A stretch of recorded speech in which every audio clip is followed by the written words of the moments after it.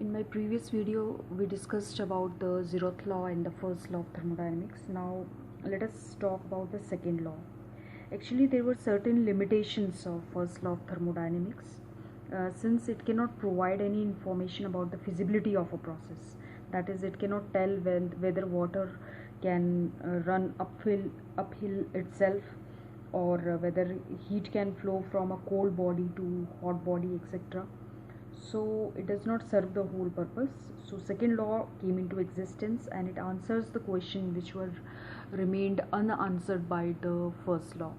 So in, as you can see here, various statements they were given by different groups for the second law of thermodynamics, like the Lord Kelvin statement, the Clausius statement, the Ostwald statement. So Lord Kelvin stated that heat cannot spontaneously pass from a colder to a hotter body. Secondly, the Clausius statement said that it is not possible for a self-acting machine, in absence of any external agency, to transfer heat from a body at low temperature to a higher temperature. Ostwald said that the perpetual motion of second form is not possible. So if you see, in all the cases, it actually describes about the entropy of the entire universe. So as a whole, you can say that the second law of thermodynamics states that it is impossible to construct a heat engine which absorbs heat and performs equal amount of work. Now you can see here the entropy of a system. It is given by equation ds is equal to dq upon dt, or T. So if we consider the system and surrounding, the second law tells about the entropy of both that system as well as surrounding. It will tend towards a maximum. So for a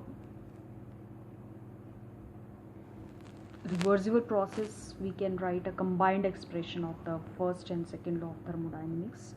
So you can see here, from first law we will get dq is equal to dE plus pdV, and from second law the entropy change that is given by dq by T. So from the first law it was dq is equal to dE plus pdV, and the second law states that the entropy change that is equal to dq upon T. Now the value of dq we will be taking from here, that is dE plus pdV.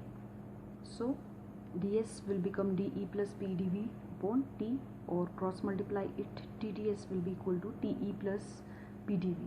Thus for a spontaneous process there is increase in the entropy of the universe. So if you consider the entropy of the universe, it will be the summation of the entropy of the system plus the entropy of the surrounding.